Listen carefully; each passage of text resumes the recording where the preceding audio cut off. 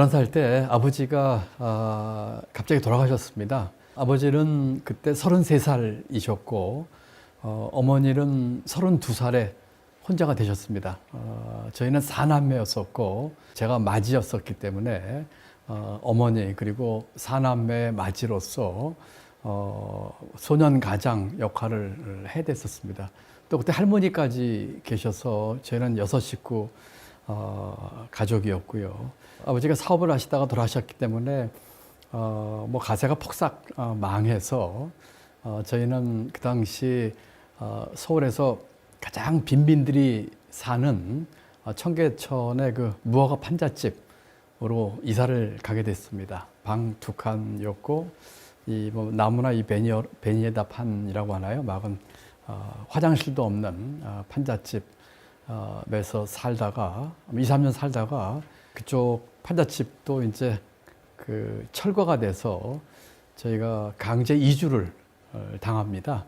그 당시에는 광주 대단지라고 하는 곳이었는데 경기도 광주군의 허벌판 위에 땅을 한 20, 30평씩 띄워주고 거기에서 살도록 강제 이주를 당해서 저희 가족은 천막을 치고 살았습니다. 그때가 제가 중학교 때였었고 32살에 혼자 되신 어머니는 저희 4남매와 또 할머니 이 가족을 위해서 뭐 안 해본 일 없이 정말 많은 고생을 하셨습니다.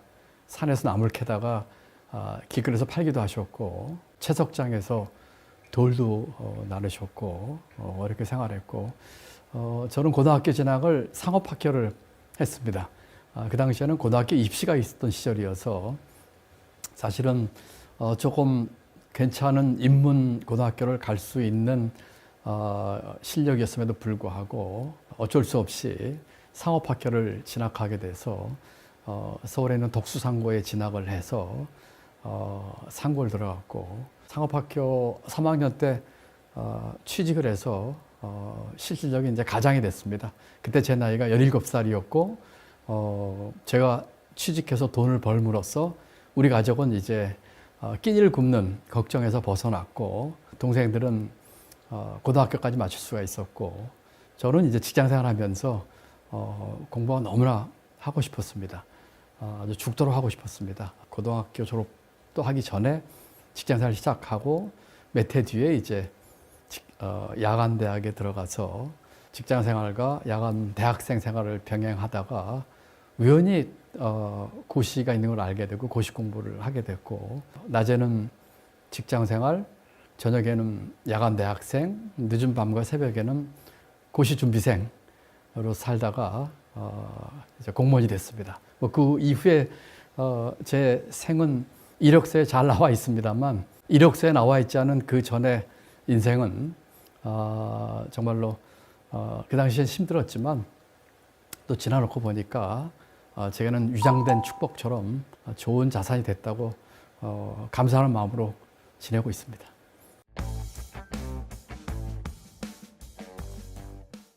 그때는 속에서 분노가 많았습니다.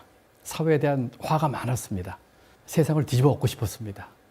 우리 봄철에 논밭 쟁기로 갈면 막 땅을 뒤집지 않습니까? 그런 식으로 우리 사회를 뒤집고 싶은 마음까지 있었습니다. 세상의 불공정함, 그리고 주어진 그 끼니를 걱정해만 했던 어려운 환경, 가고 싶지 않은 학교를 진학한 그 억울함, 그리고 그 이후에 직장 생활을 하면서도 고졸이라고 하는 그 딱지로 인해서 받는 차별감, 모멸감, 열등감 때문에 많이 힘들었고 사회에 대한 반항감, 저항심리 그런 것도 컸습니다. 실제로 고등학교 진학해서는 삐뚤어 나가기도 했습니다. 저는 비교적 모범 학생에 속하는 편이었는데 고등학교 진학한 뒤에 1년 반, 그러니까 1학년과 2학년 1학기 때까지는 학교에 적응을 잘 못했고 땡땡이라고 하나요? 너 치면서 반항도 하고 좀 부끄러운 얘기지만 반에서 1학년 때 60명 중에 50등 하고 그랬습니다. 만약에 그때 그 감정을 삐뚤어 나가고 사회에 대한 날카로움으로 나갔더라면 전혀 다른 사람이 됐을 것 같아요. 그런데 저희 어머니는 무학이십니다. 학교 문턱도 못 가셨습니다. 너무나 어렵게 사셨기 때문에 어머니 5 형제 중에 어머니가 맞으신데 3분이나 어렸을 때 돌아가셨습니다. 결국은 그런 어머니 때문에 제가 그 속에 있었던 분노와 그 뭐 한이라고 할까요? 하는 것을 생산적으로 이렇게 만들 수 있는 계기가 되지 않았는가 싶습니다. 그래서 지나고 보니까 그 시절이 제게는 힘든 시절이었지만 위장된 축복이었다. 만약에 그 시절이 없었더라면 그렇게 힘들고 어렵고 기회가 적었던 분들, 돈을 벌거나 공부하거나 그런 기회가 적었던 분들에 대한 공감 능력을 갖기가 어렸을 것 같습니다. 어머니 얘기만 나오면 제가 가슴이 좀 먹먹해져서 어머님은 지금 90세이신데 아직 살아계십니다.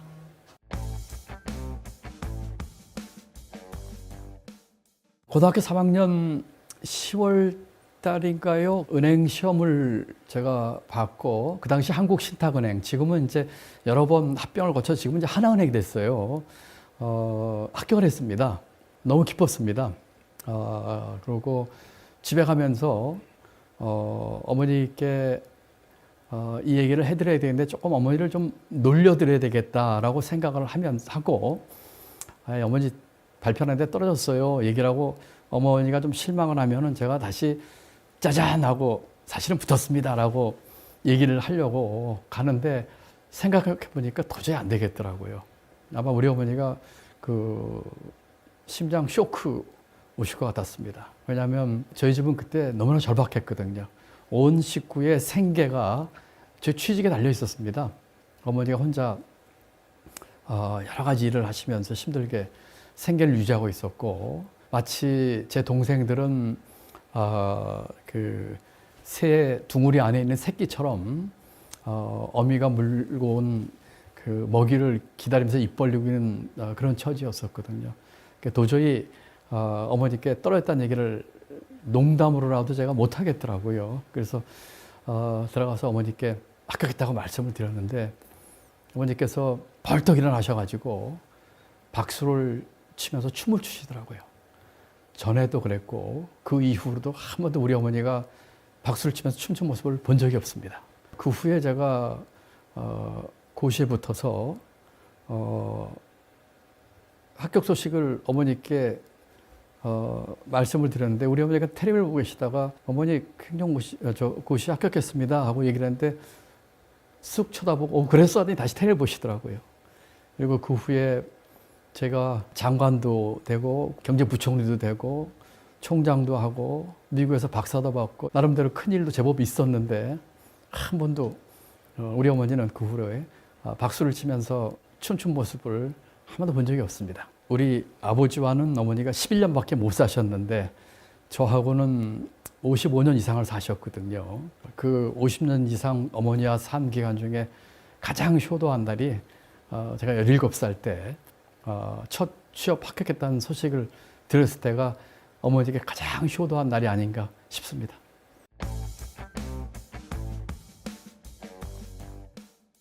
고등학교를 졸업도 하기 전에 은행원이 돼서는 행복했습니다. 왜냐하면은 우리 가족은 끼니 걱정을 이제 안 해도 됐었고 제 동생들은 고등학교까지는 다 마칠 수가 있었기 때문이었습니다. 워낙 절대 빈곤에 있었기 때문에 그때는 저희가 이제 청계천 무허가 판잣집에 살다가 판잣집이 이제 철거가 돼서 제가 중학교 때 얘기입니다. 광주 대단지라고 하는 곳으로 강제 이주를 당했다고 말씀드렸지 않습니까? 거기서 천막을 치고 살았었거든요. 그곳이 지금의 성남시입니다. 나중에 거기 이제 이렇게 조그맣게 브로커로 집을 짓고 살게 되는데 집이 멀어서 이제 저는 은행 독신자들이 있는 합숙소에서 생활을 하게 됐습니다. 그러면 월급날이면은 제가 그 노란 봉투에 그때는 손으로 이렇게 월급 얼마 써가지고 주면은 그거 갖고 이제 가서 어머니께 드리고 동생들 선물 사가고 그런 생활을 했었는데 어느 날 그 옆방에 있는 그 선배 방을 놀러 갔습니다. 합숙소에. 그분은 서울 법대를 나온 분이셨고 사법시험을 준비하다 은행에 들어오셨는데 여전히 사법시험 준비를 하고 계신 분이었어요. 나이도 나보다 한 10년 정도 이상인 선배셨는데 그 선배 방에 있다가 나오는데 쓰레기통에 책을 여러 권 버려놨어요. 무심코 이제 책을 한 권 집어들고 집에 제 방에 와서 보니까 고시 잡지였습니다. 그래서 그 고시 잡지 앞에 내용은 무슨 말인지 잘 모르겠고 맨 뒤에 가니까 합격기라는 게 있더라고요. 합격한 그 수험생이 쓴 합격기죠. 그걸 읽어보고 고시 공부를 한번 해보고 싶다는 생각이 들었습니다. 그래서 그때부터 이제 제가 낮에는 은행원, 저녁에는 대학생, 그리고 늦은 밤에는 이제 고시 공부하는 이제 1인 3역을 하게 됐습니다. 그러고 한 2년 남짓 하고서 대학 졸업하던 해에 운 좋게 행정고시와 입법고시가 한 해에 합격을 하게 돼서 이제 공직 생활을 시작하게 됐습니다. 어머니는 제가 고시 공부하는 걸 별로 이렇게 마뜩하게 생각하지 않으셨어요. 우선은 그게 뭔지도 모르셨고, 두 번째는 뭘 이렇게 힘들게 은행에서 안정되고 편안하게 직장생활하고 있는데 뭐 이렇게 힘든 일을 하냐고 이제 마뜩하게 생각하지 않으셨지만, 저는 지금도 뭐 은행원 이런 직장을 아주 좋게 생각하지만 저를 그 동기부여를 하기 위해서 여기서 주저앉으면 평생 은행원이라고 쓰고, 뭐 그 은행원은 이제 고졸 초급 회원으로서 이 장래가 불투명한 그런 초급 회원이었겠죠. 그 터널을 벗어나고 싶었습니다. 그리고 틀림없이 제가 더 할 수 있었다고 믿었습니다. 그래서 이제 고시 공부를 하게 됐고, 이제 25살부터 이제 공직 생활을 하게 됐습니다.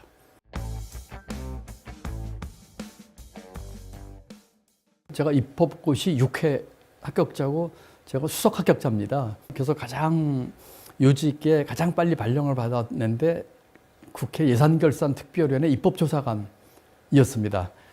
그리고 거기서 근무하다가 같은 해 이제 행정고시가 합격을 해서 행정부로 옮기면서 제가 이제 경제기획원으로 발령을 받았습니다. 다 한 해에 벌어진 일인데, 그 경제기획원에 발령을 받아서 처음에 갔는데 저희 시험 동기가 4명이 발령 받았어요. 그래서 이렇게 쭉 초반에 이렇게 인사를, 신입 사무관이니까 인사를 하러 쭉 다니는데 어느 방에 갔는데 한 중참 사무관이 학교 어디 나왔어? 하고 물어보더라고요. 그러니까 4명이 다 각각 대답을 하고 나가는데 제 뒤통수에서 그런 말이 들렸습니다. 야, 요새 별 희한한 학교 나온 친구가 시험에 붙어서 여기까지 왔네? 라고 하는 것이었어요. 친구란 말은 제가 이렇게 좀 순화해 쓴 표현입니다. 제가 나온 야간대학, 그리고 제가 나온 상업학교를 나온 그런 사람이 경제기획원에 한 명도 없었습니다. 제게는 충격이었었고요. 제 주위에서는 힘들게 공부해서 고시까지 합격하고 경기경영까지 와서 그 이런저런 평가를 받고 있었는데, 그런 얘기를 들으면서 도대체 이 조직에서 살아남으려면 내가 어떻게 해야 될까 하는 생각을 하게 됐고, 그때 뭐 20대 중반 간 넘었을 때니까요. 그래서 서울대학교 행정대학원 야간 석사과정을 다니게 됐고, 또 석사를 마친 뒤에도 계속해서 가지고 있었던 그와 같은 학력 컴플렉스, 열등감, 이런 것들이 이 직장에서 내가 그나마 살아남으려면, 좋게 얘기하면 공부를 더 해야 되겠다. 조금 솔직하게 말씀드리면 가방끈을 길게 해야 되겠다라고 생각을 해서 유학을 가야겠다라고 생각을 했습니다. 그 당시에 제가 유학을 갈 수 있는 길은 한 가지 방법밖에 없었어요. 국비 유학생으로 선발되는 것이었습니다. 그래서 그때부터 국비 유학생 되기 위해서 아주 처절하게 준비를 했습니다. 국비 유학생이 되려면 우리 경제기획원에서 근무 평정에서 높은 점수를 받아야 됐고, 국실 추천을 받아서 그 안에서 이제 유학 시험 경쟁을 해서 그 선발이 돼야 됐습니다. 열심히 일했고 근무평점 잘 받기 위해서 또 그 당시에는 토플 시험을 봤는데 토플 시험에서 좋은 성적을 받기 위해서 정말 피눈물 나게 영어 공부를 했습니다. 이 유학의 기회를 잡지 못하면 나는 이 조직에서 살아남지 못할 거다라는 생각을 하면서 공부를 했죠. 운 좋게 국비 유학생으로 선발이 됐는데 국비 유학생은 2년 동안 이제 석사 과정을 보내주는 과정이었고 동시에 제가 미국 정부에서 주는 그 풀브라이트 장학금을 신청을 했는데 그 신청 풀브라이트 장학생으로도 선발이 됐습니다. 풀브라이트 장학금은 미국 국무성에서 주는 장학금으로 석사 과정도 있고 박사 과정도 있고 이제 포스트닥 과정도 있는데 저는 박사 과정에 지원을 했는데 박사 과정에 선발이 됐습니다. 그래서 3년 9개월 미시간 대학에서 있으면서 석사와 박사를 했고 마치고 돌아와서는 다시 경제개혁원, 지금은 이제 기획재정부죠. 복귀해서 예산실 사무관으로 근무를 하게 됐고 근무하다가 한 반년쯤 있다가요 이제 청와대 가서 근무를 하게 됐고 그 후로 뭐 쭉 저는 다시 돌아와서 경제부총리 할 때까지 기획재정부에서 근무를 했습니다.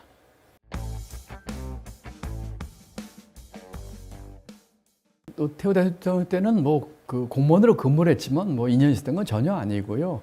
모셨다고 할 정도의 인연의 첫 번째는 김영삼 대통령이시지요. 제가 93년도에 이제 미국에서 돌아와서 복귀를 하고 그 후 몇 개월 있다가 청와대를 갔으니까 그 김영삼 대통령 취임 첫 해에 청와대 그 비서실장 직속에 있는 기획조정 비서관실의 행정관으로 청와대 첫 근무를 하게 됩니다. 그때 이제 김영삼 대통령을 모셨고요. 그 당시에 비서실장은 박관용 전 국회의장이셨습니다. 그리고 아무 뭐 인연이 없는 분이었는데 그 당시 기획조정비서관실 행정관으로 있으면서 나중에 한 1년 2개월인가 3개월 근무하다 나올 적에 제가 작성한 보고서를 보니까 한 500건쯤 작성을 했더라고요. 기획조정비서관실은 경제 문제뿐만 아니고 사회, 교육, 산업, 또 정치, 인사 이런 문제까지 비서실장을 보좌했기 때문에 그때 과장급 공무원으로 국정 전반을 돌아보는 일을 했고 아주 보람 있었던 것은 오후에 비서실장께 우리 비서관 또는 제가 비서실장에게 보고를 하면은 비서실장이 그 다음날 아침에 일찍 김영삼 대통령이 조깅하시기 전에 보고를 하면은 상당한 부분은 김영삼 대통령 입으로 나오는 식으로 전달이 됐기 때문에 공무원으로서 아주 막중한 책임감과 또 보람을 느끼던 시절이었습니다.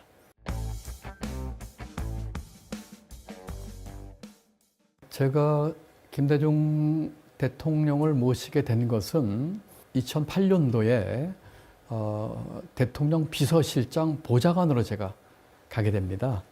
그래서 이제 그때는 국장급이었습니다.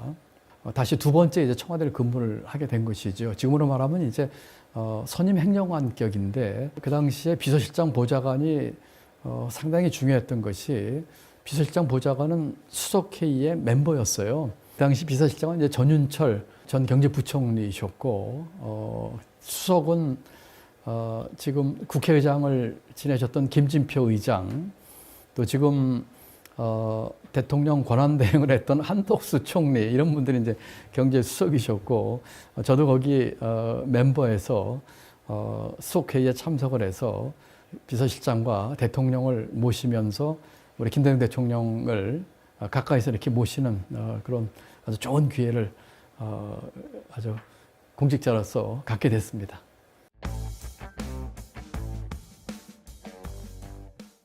이제 사연이 있습니다. 사실은 제가 그 대통령 비서실장실에 가기 전에 저는 그 월드뱅크에 가도록 돼 있었어요. 제가 그 월드뱅크에 지원을 했습니다. 월드뱅크는 이제 워싱턴 DC에 있는 국제기구고, 제가 그 공직 생활을 하면서 이제 국장급으로 넘어가면서 그 안정되고 평탄한 길이 좀 두려웠습니다. 뭔가 도전을 해보고 싶었고, 그리고 전문가들이 있는 곳에 가서 좀 치열한 경쟁을 좀 하고 싶었거든요. 그래서 월드뱅크에 제가 직원으로 지원을 해서 채용이 됐어요.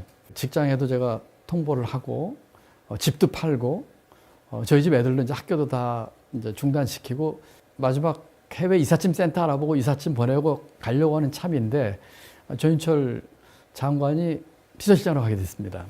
전 장관이 저를 보좌관으로 지명을 했다. 그러니까 청와대로 와야 되겠다 하는 것이에요. 그래서 쫓아갔죠. 이게 무슨 얘기냐.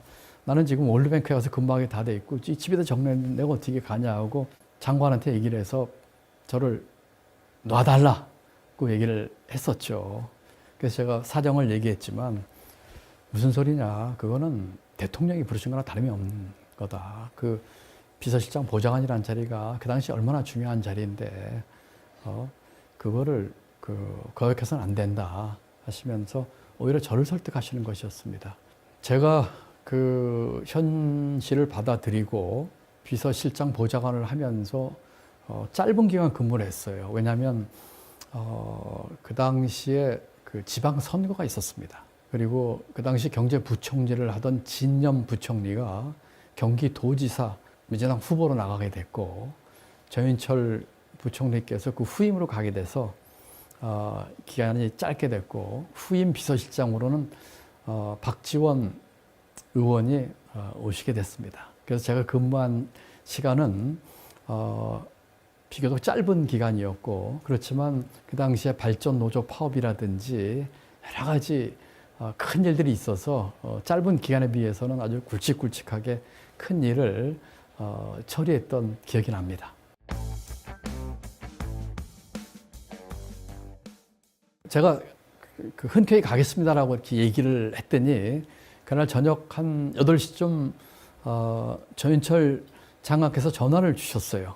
받았더니 오기로 했다며 하면서 지금 대한민국 경제의 문제와 그 해결 방안에 대한 보고서를 만들어서 내일 오후 2시에 와서 보고를 해달라고 하시는 거예요. 그래서 알겠습니다 하고 이제 그날 밤을 꼬박 새워가지고 보고서를 제가 만들어서 다음날 2시에 실장님께 보고를 하러 갔습니다. 보고를 쭉 드렸죠. 보고를 받으시더니 전 비서실장이 그렇게 얘기하시더라고요. 바로 지금부터 근무해라 하시는 거예요. 그래서 아니 장관님 지금 제가 이 보고를 하고 저도 보직이 있는 사람인데 어떻게 여기서 바로 근무를 하겠습니까? 좀 준비할 시간을 주셔야죠. 그랬더니 그럼 시간이 좀 필요하겠네 하더니 그럼 내일 아침부터 와서 근무해 하시는 거예요. 그 다음날부터 가서 근무했습니다. 그 다음날 근무하던 첫날인데 정신없이 수속 회의부터 참석을 하고 일을 보고 직원도 이제 제가 이제 비서실장실의 책임자니까 직원도 여러 명이 있어가지고 늦게까지 일하고 다 퇴근시키고 이제 혼자 남아서 있는데 제 책상에 전화기가 2대 있었어요. 하나는 이렇게 키폰 전화해서 뭐 무슨 수석 무슨 비서관 누르면 바로 받는 전화였는데 하나 이 다이얼 돌리는 옛날식 전화가 하나 있는데 아무도 그 전화의 용도에 대해서 저한테 알려준 사람이 없었어요. 한 8시 반쯤 됐나요? 밤에 막 이렇게 정리를 하고 있는데 혼자 있었고 그 전화벨이 울리는 것이었어요. 이 전화가 뭐지? 하고 두려운 마음도 생기고 그래서 전화를 들면서 제가 비서실장실 아무개입니다 하고 얘기를 했더니 대통령이셨어요. 그게 이제 대통령과의 직통 전화였습니다. 김대중 대통령 목소리를 전화로나마 첫날 가자마자 통화를 한 것이었죠. 그 전화는 비서실장과 대통령 간의 직통 전화인데 비서실장이 이제 부재 중일 때도 있으니까 제 책상에도 똑같은 전화가 한 대 있었던 것이었습니다. 그래서 지금 실장을 찾으시길래 지금 퇴청하셨고 했더니 이번에 새로운 보좌관이냐 하면서 열심히 하라고 하는 통화를 이 첫날부터 해서 아주 그 가슴 뛰었던 그런 기억이 납니다. 그래서 짧은 기간이지만 대통령 모시면서 정말 보람있게 일했고 많은 것 배웠고 지금도 큰 영광으로 생각하고 있습니다.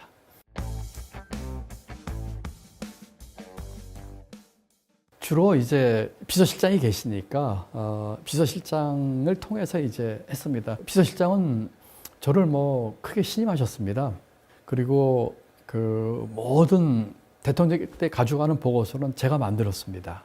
2페이지 이내로 아무리 복잡한 사안도 정리를 해서 실장께 드렸고 그 대안과 대책에 대해서도 실장께 제가 말씀을 드렸고, 실장은 다른 어떤 사람보다도 제가 만든 보고서의 내용에 큰 신뢰를 두시고 한 번도 고친 적 없이 가져가셔서 보고를 하셨습니다. 기억에 남았던 에피소드 중에 하나는 2002년도에 그 발전노조 파업이 있었습니다. 그리고 그 발전노조 사람들이 명동 성당에 들어가서 농성을 하고 아주 심각한 문제로 이게 번졌던 때였습니다. 그런데 대통령과 실장께서 이 문제에 대해서 원칙을 가지고 대처를 하시다가 마지막 순간에 많이 약해지셨어요. 그래서 실장 주재의 회의에서, 수석회의에서 이 문제에 대한 결론을 내는데 이제 뭐라고 할까요? 두 손을 드는 정부가 그런 결정을 내렸습니다. 물론 김대중 대통령께서는 노동자의 권리나 노조의 권익에 가장 적극적인 대통령이셨지만 그 당시 발전노조 파업 문제는 그걸 넘는 문제였었거든요. 그러고 이제까지 쭉 그 힘들게 견제해온 원칙을 지키자고 하는 기조를 그 회의에서 결국은 깨는 결정을 했습니다. 저도 이제 그 회의에 있었고요. 회의가 끝나고 제가 실장께 들어가서 이렇게 말씀을 드렸어요. 실장님, 게임 이론 중에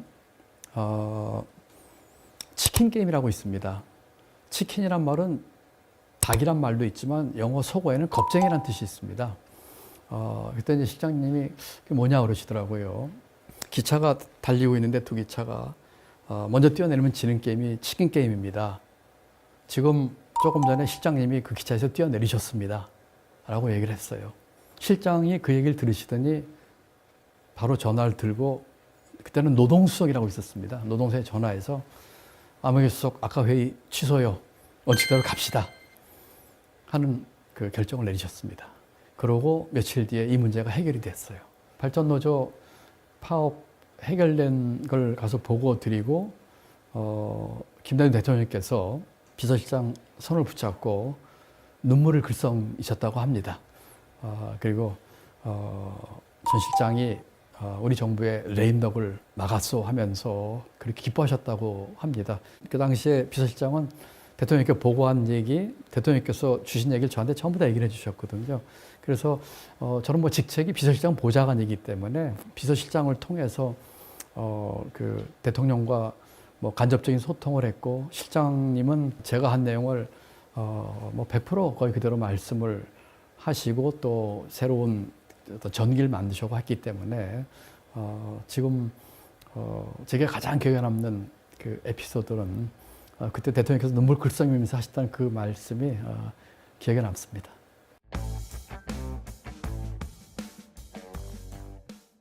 (2008년) 뭐 초여름쯤으로 기억을 하는데요. 전윤철 비서실장은 이제 이제 부총리로 가셨고, 그리고 저는 그 당시에 기획예산처 소속이었습니다. 전윤철 원장은 기획예산처 장관 하다가 비서실장을 가셨고 이제 부총리 되셨으니까, 전 부총리는 재경부의 국장으로 오도록 저에게 여러 번 요청 또는 종용을 하셨죠. 저는 부담드리고 싶지 않습니다 하고서는 다시 기획예산처로 복귀를 하겠다고 했고, 다시 월드뱅크에 지원을 했고, 세계은행에서 다시 받아줘서 이제 세계은행의 그 고용휴직을 우리 정부는 하고, 월급은 그러니까 정부에서 안 받는 것이지요. 그리고 세계은행 가서 근무를 할 기회를 얻었습니다. 그때 국제기구에서 다른 전문가들하고, 세계적인 전문가들하고 한번 같이 근무하고 경쟁해보고 싶었습니다. 온실 속의 화초가 아니라 추운 벌판에 그냥 빨개 벗겨져서 내동댕이 쳐졌다라는 표현을 제가 썼는데, 부딪혀보자 하는 심정으로 세계연을 가게 됐고, 또 동시에 존스홉킨스 대학의 국제대학원이 워싱턴에 있는데 그 학교에도 제가 교환 교수를 같이 지원을 해서 세계은행의 이제 프로젝트 매니저 겸 존스홉킨스 대학 국제대학원의 교환 교수로 워싱턴에 가서 근무를 하게 됐습니다.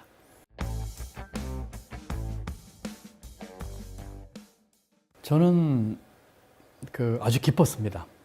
그리고 감사했습니다. 우선 무엇보다도 돌아가신 제 아버지가 열혈 민주당원이셨습니다. 아버지가 아까 말씀드린 것처럼 33살에 돌아가셨는데 돌아가시고 한참 뒤에 철들고 제가 아버지의 일기장을 발견했거든요.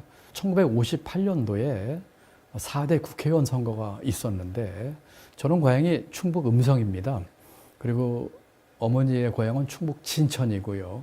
음성과 진천이 한 선거구인데 58년도 4대 국회의원 선거 때 아버지가 민주당 후보의 가장 열렬한 청년 당원으로서 선거운동을 하셨습니다.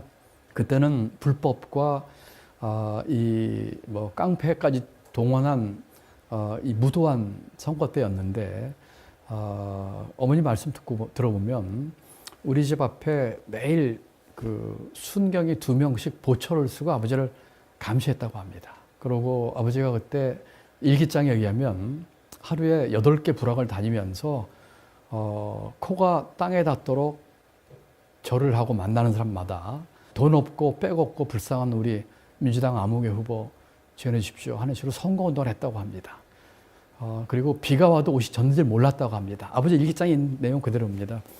그리고 기적적으로 그 불법 선거가 판치는 그 4대 선거에서 충북 음성에서 민주당 후보가 자유당 후보를 이기고 당선이 됩니다. 아버지가 얼마나 기쁘셨겠습니까? 그런데 그러고 그 당선된 후보는 서울로 가면서 아버지 손을 붙잡고 김동지의 공이 가장 컸어. 내 끝까지 못 잊을 거예요 하고 떠났다고 합니다. 서울로. 그런데 그 후보가 몇 달 뒤에 민주당을 탈당하고 자유당으로 갑니다. 그때 그 아버지가 아주 피를 토하는 처절한 심정을 쓴 일기장이 있습니다. 그 4대 국회의원 선거 때가 제가 1살 때니까 저는 기억을 못하지요. 그 일기장과 어머니의 이야기를 듣고 하는 얘기죠. 그리고 그 일기장에는 1960년도에 그 민주당 그 대통령 후보였던 조병옥 박사의 갑작스러운 서거에 대한 이야기를 쓰시면서 동지들과 함께 부둥켜안고 울면서 이게 꿈이냐 생시냐면서 울었다는 그런 기억이 나옵니다.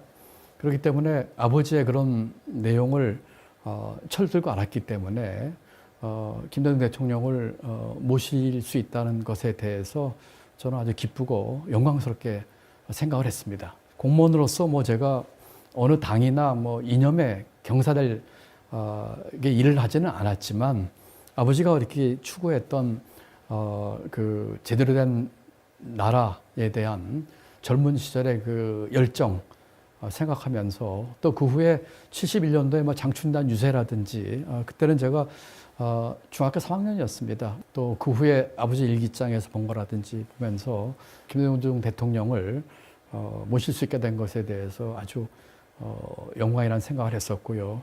또 개인적으로는 김대중 대통령은 목포 상고를 나오셨습니다. 저도 이제 상고를 나온 사람으로서 그리고 김대중 대통령의 쭉 전기나 또 최근에 육성 회고록까지도 쭉 나옵니다만 그 시절 이야기들을 잘 알고 있기 때문에 또 목상 때 이야기도 알고 있고요. 그렇기 때문에 같은 상업학교를 나온 처지에 있는 사람으로서 느끼는 어떤 동료의식이라고 할까요?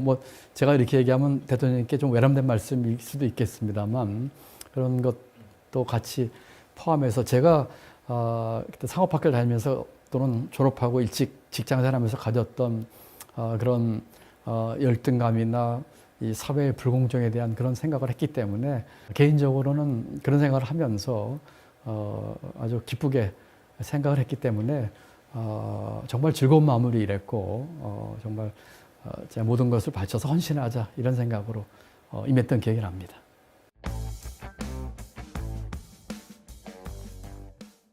저는 제가 모셨던 6분 중에 대통령 중에 김대중 대통령을 그렇게 평가합니다. 해놓으신 업적이 많습니다. IT 초석을 깔았다든지 복지의 틀을 만들었다든지 여러 가지가 있지만 저는 그런 것보다는 김대중 대통령의 그 지도자로서의 희생과 결단, 통합 그것을 정말 존경합니다.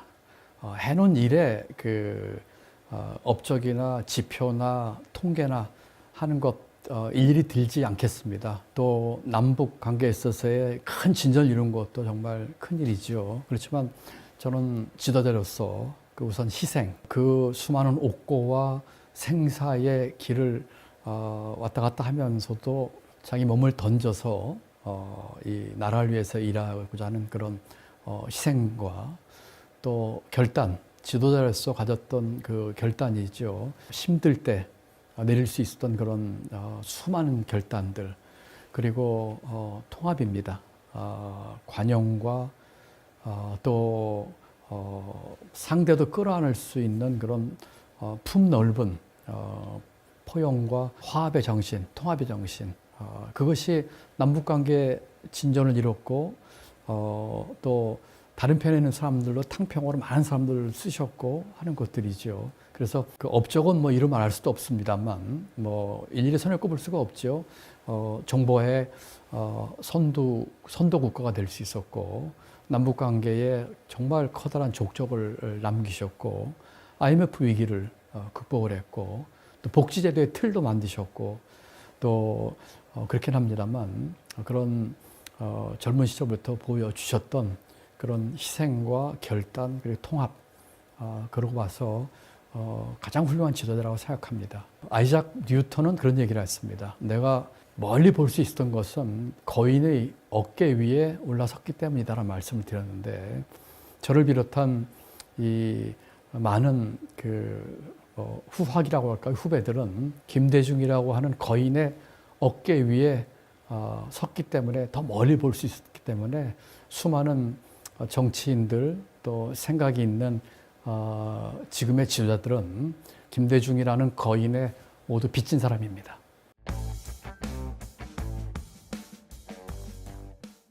김대중 대통령 어록이 너무 많아서 뭐 정말 여러 가지 꼽고 싶습니다만 공직자로서는 만원경처럼 넓게 봐고 현미경처럼 좁고 구체적으로 봐야 한다는 그런 말씀을 주셨는데 저는 그 말씀이 공직자로서는 와닿습니다. 특히 경제부총리까지 하면서 망원경처럼 거대 담론과 대한민국을 어떻게 끌어갈 건지에 대한 생각을 했고 경기도지사라면서 이 도민들 삶에 직접 영향을 미치는 그런 일들을 현장에서 접하면서 하는 것은 현미경처럼 하는 일이었거든요. 저로서는 아주 운이 좋은 일이었습니다.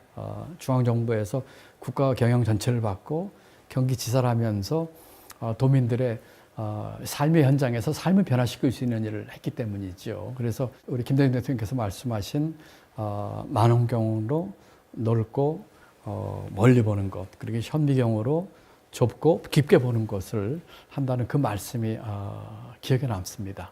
정치인 김동연으로서 기억에 남는 말씀은 이 말씀을 제가 제 방에 이 액자에 걸어놨는데요. 나는 언제나 역사와 국민을 믿었다. 그리고 국민이 언제나 승리하는 것은 아니다. 그렇지만 반드시 승리한다. 이 두 말이 기억에 남습니다. 정치인이 돼서 보니까 그전에 행정관료로서가 아니라 이 역사의 흐름 속에서 대한민국은 어떤 위치에 있을까? 또 우리 국민의 잠재력을 믿고 국민의 뜻은 무엇일까 하는 생각을 많이 하게 되거든요. 그래서 정치인으로서는 김대중 대통령께서 하신 말씀 중에 나는 국민과 역사를 믿었다. 그리고 국민은 늘 승리하는 것은 아니지만 반드시 승리한다. 이 말이 기억에 납니다. 최근에 저희가 사형수 김대중 그 연극을 저희 경기도에서 저희가 초청을 해서 했거든요. 제가 작년 9월인가 10월에 광주에 가서 이 사형수 김대중 그 제작팀과 이 출연진들을 만나서 한 시간 정도 얘기를 나누면서 그때 이 연극 우리 경기도에서 한번 모셨으면 좋겠다 해서 그 공연을 했습니다. 그 공연은 그 사형 언더를 받은 사형수 김대중 인간적인 면모를 비추는 그런 연극이었습니다.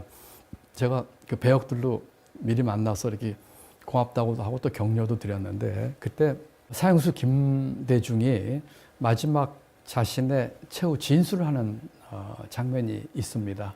나는 죽겠지만 1980년대에 반드시 민주주의가 온다 였습니다. 지금이야 당연한 얘기지만 그 당시 그 시절에 김대중이라고 하는 사람에게 사형을 언도한 그 암울한 시절에는 정말 얼토당토하는 얘기였을 겁니다. 그렇지만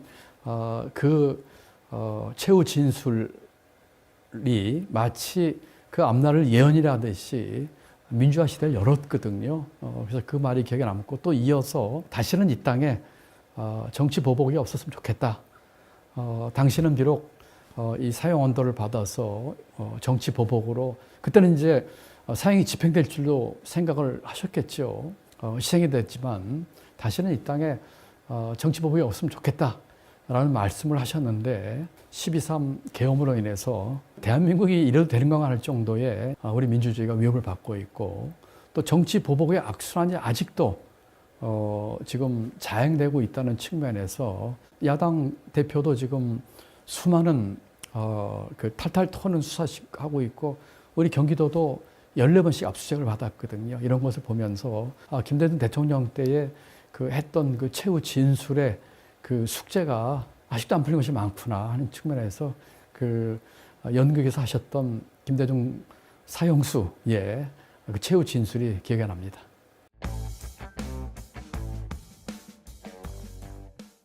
그때 생각한 것이 이게 그 대한민국의 미래 비전 만드는 작업. 그때가 2005년도였습니다. 그렇기 때문에 25년 뒤인 2030년에 대한민국은 어떤 모습이 돼야 되고 어떤 길로 가야 되는가 하는 작업을 해보기로 했고 그 작업을 위해서 하여튼 우리 국뿐만 아니라 바깥에 외부에 교수와 박사들까지 한 60명을 이제 이렇게 만들어서 그 일에 매진했습니다. 그 작업은 앞으로 25년 뒤를 생각하면서 대한민국의 비전은 무엇가 돼야 된다. 그리고 그 비전을 달성하기 위해서는 우리가 무엇을 해야 된다. 정책이죠. 그리고 그 정책을 실천에 옮기기 위해서는 예산과 재정이 어떻게 뒷받침해 줘야 된다는 25년짜리 계획을 만든 그야말로 대한민국 장기 발전 전략의 그 효시였죠. 처음 했던 일이고 그 이후로는 아직도 그 작업이 없습니다. 그전에는 개발연대의 경제, 사회 발전 5개년 계획이라는 게 가장 긴 것이었거든요. 그게 하나였었고요. 두 번째는 그 작업 속에는 25년을 내다보는 작업이었기 때문에 단시간 내에 해야 할 일이 아니고 국제 상황 또 앞으로의 예측까지도 했었어야 되는 것이죠. 그때는 고령화나 저출생 문제에 대해서 그렇게 심각하게 생각 안 했던 때입니다. 성장과 분배 문제를 갖고 늘 어떤 게 앞이냐 뒤냐 싸울 때였습니다. 그런 걸 뛰어넘는 보고서였었죠. 그래서 성장과 분배는 서로가 우열을 다투거나 먼저 성장하고 나중에 나누는 문제가 아니고 같이 이루어져야 되는 그 동반 성장과 분배가 이루어져야 되는 것이다 였었고 또 사회복지의 사회적 투자 개념을 처음 도입을 했습니다. 우리가 사회적 복지를 늘리는데 대한민국이 가야 할 길은 그 당시에 이제 복지국가인데 복지는 많은 사람들이 얘기했듯이 비용이 아니고 사회적 비용이 아니고 사회적 투자다. 이것으로 이런 투자로 인해서 지속 가능한 성장이 이루어지고 이것으로 인해서 질 높은 성장이 만들어진다 하는 이야기를 보고서에 담았습니다. 또 특징적인 거는 그런 복지국가를 목표로 하면서 두 가지의 큰 기둥을 만들었습니다. 하나는 제도개혁이었고 하나는 선투자로서 국가와 재정의 적극적인 역할이었습니다. 이걸 다른 말로 하면은 앞에 거는 혁신이고 뒤에 것은 포용입니다. 그리고 이것을 혁신과 포용을 이룰 수 있는 5가지의 정책 기둥을 만들었는데 예를 들면 인적 자원 문제라든지 복지 문제라든지 국제화 문제라든지 했는데 또 하나 중요하게 집어넣은 것이 사회적 자본이었습니다. 소셜 캐피털이죠. 이 개념은 그 당시 한국에서는 생소한 개념이었습니다. 보고서를 만들고 부처의 국장 이상 전 간부들 앞에서 제가 이 보고서 브리핑을 했는데 사회적 자본 설명할 적에 모든 사람들이 한 명도 그 말을 이해를 못했어요.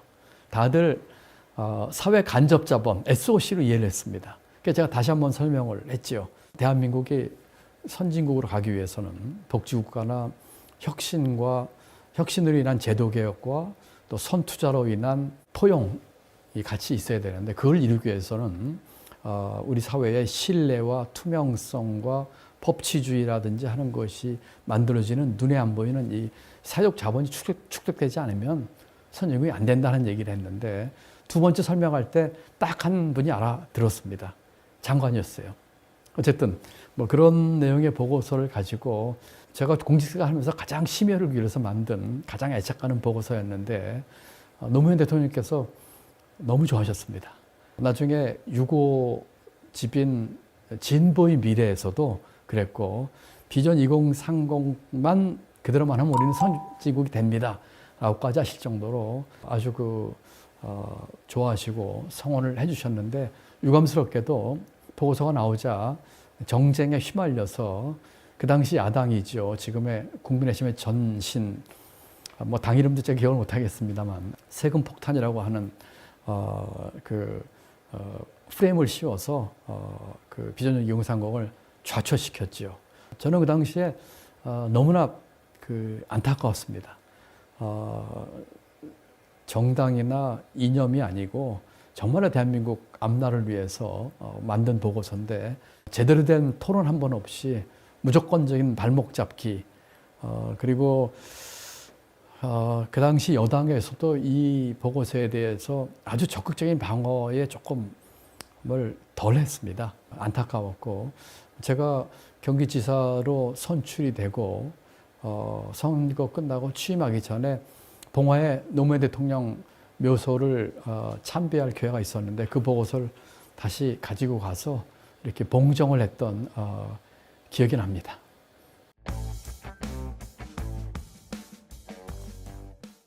노무현 대통령은 제게 있어서 정치적인 멘토라고 생각을 합니다. 물론 노무현 대통령 생전에 제가 뭐 정치를 한 것도 아닙니다. 그렇지만 그 비전 2030으로 인해서 많은 것을 생각하게 만들었습니다. 그것은 정치권에서 이와 같은 것을 좌초시킨 소위 말하는 이념, 가치, 철학, 도대체 이게 무엇일까 하는 데 대해서 깊이 고민을 하게 됐습니다. 그리고 그 보고서를 만들고 1년 남짓해서 제가 공직사회의 보직으로 이야기하면은 유배를 가게 됐거든요. 노무현 대통령이 돌아가신 뒤에 쓰신 진보의 미래라는 책을 여러 번 보면서 그 책에서는 노 대통령이 많은 질문을 던집니다. 또 미처 답을 얻지 못한 질문도 많습니다. 저도 책을 쓰면서 그 노무현 대통령이 던졌던 질문에 대한 답을 내가 찾고 있는 건 아닐까 하는 생각을 하게 됐습니다. 그리고 그렇게 하려고 또 노력을 했습니다. 그렇기 때문에 노무현 대통령은 제게 잠재적으로 정치적인 그런 생각을 하게 한 멘토였다는 생각을 하게 하고요. 또 하나는 공교롭게도 김대중 대통령과 비슷한 생각인데 노무현 대통령은 부산상고를 나온 고졸입니다. 노무현 대통령이 가졌던 그런 백그라운드로 인한 고뇌와 힘든 사항과 애로사항을 제가 단편이나마 짐작할 수 있을 것 같습니다. 제가 말씀을 나누면서 확인할 기회는 없었지만 제 나름대로 비슷한 생각을 이것은 공직생활 할 때도 그렇고 정치하면서도 그렇고 좀 외람된 말씀이지만 공유를 할 수 있지 않았을까 하는 생각에서 정치적인 멘토이자 또 어떻게 보면은 늘 이랬을 때 노무현 대통령은 어떤 생각을 하셨을까? 그분이 가졌던 그때의 그 원칙과 이 소신은 어떠했을까? 또 나는 어떻게 해야 할까 하는 문제를 물어보고 스스로 답을 찾는 그런 뭐 선생, 선배 같은 생각을 해봅니다.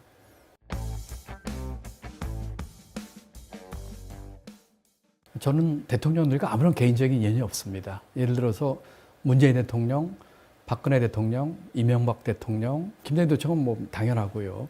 개인적인 인연이 아무도 없습니다. 제가 부총리 되기 전에 문재인 대통령 만난 적도 없고 전화나 통한 적도 없고요. 박근혜 대통령도 마찬가지고요. 제가 그 역대 정부에서 중용이 됐던 것은 아마도 저의 그런 정책 능력이나 또 추진력 이런 것들이 뭐 작용을 했을 거라고 추측은 합니다. 제가 제 그 인사 부탁한 적도 없었고요. 그래서 그런 것들이 평가받았지 않았나 생각을 하고요. 지금 그 김대중 대통령, 노무현 대통령 이야기를 했는데 박근혜 대통령 때 제가 그 초대 국무조정실장으로 가게 됩니다. 6개월 근무한 뒤에 제가 사표를 냈습니다. 이건 아니다 싶어서 사표를 냈죠. 2, 3년 동안에 장관급 공직자가 이건 아니다고 사표 낸 사람은 아마 없었을 겁니다. 기획정보 차관하다가 장관급 국무조정실장이 돼서 국정 전반을 들여다보는 일을 했거든요. 그리고 그 당시에 대통령이나 또는 총리나 비서실장 이런 분들이 저에 대해서 이 내각 운영에 있어서 많이들 의지하셨습니다. 그런데 제가 한 6개월 한 뒤에 제가 사표를 냈거든요. 이거 도저히 아니다라고 생각을 했었습니다. 사표 수리를 안 해주시더라고요. 계속 사표를 냈습니다. 마지막에는 제가 칭명을 했습니다. 제가 다른 이유는 도저히 나올 수가 없을 것 같더라고요. 그래서 칭명을 하고 한 1년 정도 지난 뒤에 사표가 수용이 돼서 제 발로 박근혜 정부에서 걸어 나왔습니다. 나오는 날 박근혜 대통령을 만났습니다. 총리와 함께 보고할 기회가 있어서 대통령께서 그러시더라고요. 몸이 안 좋아서 그만두시니까 한 5개월 추스르시고 다시 복귀하시기를 기대합니다. 제 말씀 그대로입니다. 보통 공직자는 그렇게 얘기하면 알겠습니다.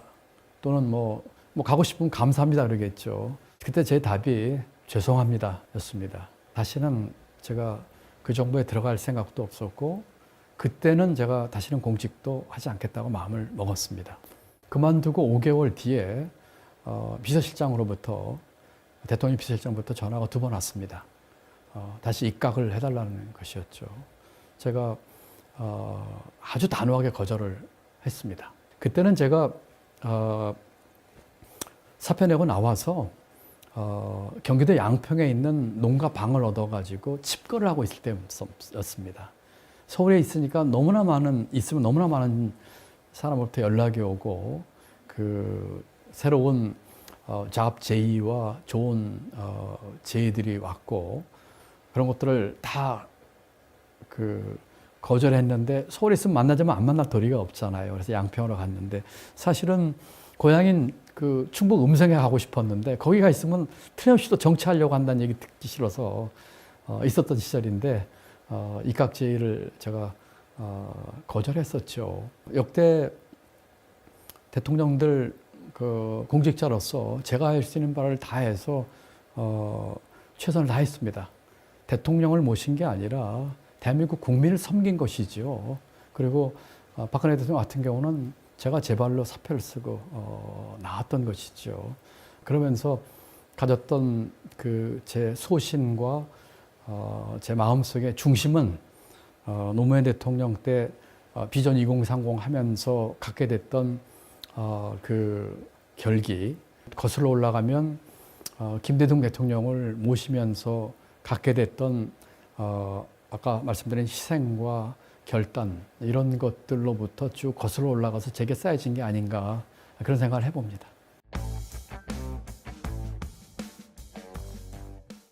제가 아주대학교 총장을 가게 됐습니다. 청년들의 바다에 빠져보자 하는 아주 적극적인 생각으로 총장을 가게 됐고 가면서 제 아내하고 제가 약속을 했습니다. 나는 돈은 안 벌겠다 그랬는데 공무원 연금에 해당하는 금액 정도의 수입 외에는 우리 사회에 기부하자. 저는 제가 갖고 있었던 역량과 실력과 경험과 격려는 제 거가 아니라고 생각합니다. 우리 국가가 또 사회가 만들어준 것이죠. 그렇다면 이것은 내 개인 것이 아니라 우리 사회의 공용 자산이라고 생각을 하기 때문에 그렇게 했던 것이죠. 그러고서 이제 아주대 총장이 있던 참에 당선이 되고 취임한 문재인 대통령 측으로부터 경제부총리 제의가 왔습니다. 첫 번째 제의에서는 제가 고사를 했습니다. 총장 임기도 좀 남아 있었지만 사실은 제가 다시는 공직을 하지 않겠다는 생각을 좀 하고 있었거든요. 그랬더니 두 번째로 다시 연락이 와서 문재인 대통령 그 선거 당시 캠프에 제가 만들었던 비전 2030이 일종의 바이블 같은 것이었는데 이거 저자가 김 총장 아닙니까?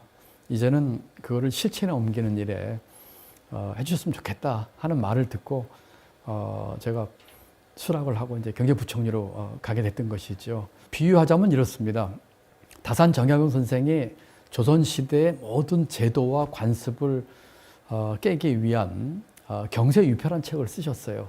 저는 그 당시 비전 2030 또 그 후에는 제가 선거에 나서면서 하겠다고 하는 선거 공약들이 저는 신경세유표라고 생각을 했습니다. 대한민국을 바꾸는. 그리고 그 다산 선생이 쓰신 그 저자로서의 그걸 뛰어넘어서 실천에 옮기는 일을 해보고 싶었습니다. 그래서 이제 경제부총리가 됐었고, 문재인 대통령은 처음 만나서 대통령께 제가 3가지 당부 말씀드렸습니다. 요청을 드렸습니다. 경제는 제게 맡겨주십시오. 이건 제가 책임지고 하겠다는 뜻입니다. 두 번째는 소득 주도 성장이 문재인 정부의 경제정책의 모든 걸 덮는 것으로 시장에서는 알고 있는데 그건 아닙니다. 제가 혁신성장도 같이 이야기를 하겠습니다. 세 번째는 일주일이나 2주일에 한번 직접 보고를 받아주십시오. 우리 청와대 참모를 통해서가 아니라 직접 하십시오. 대통령께서 흔쾌히 승낙하셨고 대통령은 딱 한마디 하셨습니다. 대한민국 경제의 패러다임을 바꿔주십시오. 저는 그 얘기 들을 적에 전율을 꼈어요. 왜냐하면 그게 바로 제가 비전 2030을 만든 목적이었기 때문입니다. 그 후로 열심히 일했습니다. 정말 혼신의 힘을 다해서 열심히 했습니다. 사표를 낸 것은 그런 중에 청와대와 몇 번의 큰 의견 대립이 있었습니다. 그것은 주로 소득주도 성장으로부터 비롯된 일들이었는데 제일 크게 그 이견이 있었던 것은 그 최저임금의 급격한 인상, 그 다음에 법인세의 갑작스러운 인상 이었고 지금도 기억이 납니다. 청와대 그때 정책실장 경제수석하고 제가 이제 청문회 통과가 돼서 임명돼서 첫 미팅을 하는데 제게 그러더라고요. 통상적인 경제 운영은 부총리께서 책임지고 해주시고 경제 개혁은 저희가 하겠습니다. 그러더라고요. 제가 그 얘기를 듣고 그렇게 얘기했습니다. 무슨 소리 하고 있는 거냐? 통상 운영과 경제 개혁이 다른 거냐? 그건 아니다. 같이 해야 된다. 나도 경제 개혁을 하기 위한 것이고, 그래서 첫 사실은 미팅부터 충돌을 했었죠. 최저임금은 인상은 저는 반드시 필요하다고 생각합니다. 그리고 그 당시에 문재인 대통령 선거 공약이 2017년부터 이제 임기가 시작이 됐는데 2020년까지 최저임금을 10,000원으로 만들겠다는 것이었죠. 제가 대통령께 말씀을 드렸습니다. 2020년까지는 못 만듭니다. 대신에 대통령 임기까지 무슨 일이 있어도 10,000원을 만들겠습니다. 그리고 이거는 아주 담대하게 내가 공약은 이렇지만 이러이러한 문제로 이렇게 하겠다는 수정하는 얘기를 대통령께서 직접 해주셨으면 좋겠습니다.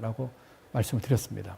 제 얘기는 반영되지 않았고 첫 해에 16.4%, 둘째 해 10.9%라는 급격한 최저임금 인상이 이루어졌고 제가 이렇게 급격한 인상이 하게 되면 고용에 있어서 큰 문제가 있을 거라고 얘기를 했습니다. 왜냐하면 자영업자나 소상공인이나 중소기업 입장에서는 이 최저임금의 인상은 이 비용, 코스트의 급격한 인상입니다. 대한민국의 자영업자 숫자라든지 이 경제 구조로 봐서 감내하기 어렵습니다. 그리고 이 일자리 줄어들거나 또는 있는 일자리가 조정될 것입니다 라는 얘기를 했었거든요. 어느 날 하루 상간으로 정책실장은 당정청 협의도 기억이 나는데 마이크 잡고 고용 아무 영향 없다고 이야기를 했고, 그 다음날 국회 상임위에서 저는 조정이 있다고 상반된 얘기를 하는 식으로 모양이 비춰졌거든요. 그리고는 2018년 7월 달 고용이 바닥으로 떨어졌습니다. 고용 지표는 그 다음 달에 나오기 때문에 2018년 8월 특정한 주에 특정한 요일에 나옵니다. 그 숫자 나오는 걸 보고 제가 비서실장 만나서 사의를 표했습니다. 그리고 이렇게만 얘기했어요. 이 고용의 문제를 이유로 해서 내 사표를 수리하거나 나를 경질했으면 좋겠다. 그리고 새로운 경제팀으로 새로운 경제정책을 만들었으면 좋겠다. 경제정책의 전환은 보통 정부에서는 사람을 바꾸는 걸 시작을 합니다. 왜냐하면 같은 사람이 다른 이야기를 하는 것은 너무나 어색하고 시장의 신뢰를 잃거든요. 제 사표를 수리하거나 저를 경질하면은 경제를 이렇게 터닝하는 그런 계기가 될 수가 있기 때문입니다. 그렇다고 해서 뭐가 잘못됐다는 뜻은 결코 아니고, 우선 첫째로 문재인 대통령께서는 제가 몇몇 예를 든 거 빼놓고는 저를 신뢰하고 제게 많은 걸 맡겨주셨어요. 다른 것들은 성과가 좋았습니다. 박근혜 정부 때 2%대로 떨어진 성장을 3%로 끌어올렸고, 대한민국 역사상 처음으로 1인당 국민소득 3만 불 달성했고, 최근이나 뭐 작년처럼 북한이 핵 실험하고 미사일 쏘고 중국이 사드 보복하고 그 어려운 국장 환경에서 잘 그거를 관리할 수 있도록 대통령께서 제게 신임을 주셔서 그건 아주 감사할 일이고요. 몇 가지 면에서 이제 그런 그 갈등과 그 청와대와의 대립은 저는 제 소신껏 그렇게 하는 것이 대통령을 제대로 모시고 대한민국 경제를 위해서 제가 할 일이라고 생각을 했기 때문에 소신껏 했고, 그런 점에서는 대통령께도 감사드리고 있습니다.